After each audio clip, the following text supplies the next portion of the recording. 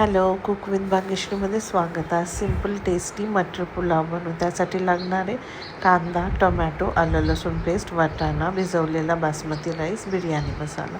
जिरे टाकून तेलामध्ये कांदा फ्राय करणार. त्याच्यानंतर त्यात वाटाणा घालून फ्राय करा. देन ॲड टोमॅटो छान सॉफ्ट झाले की त्याच्यामध्ये घरी बनवलेली आलं लसूण पेस्ट ॲड करून कच्चा पण जाई तोपर्यंत फ्राय करा.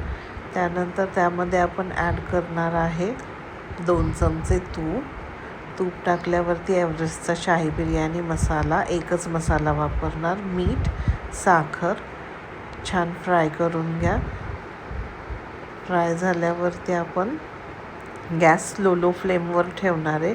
भिजवलेला बासमती राईस घालून छान तांदूळ फ्राय करून घ्या.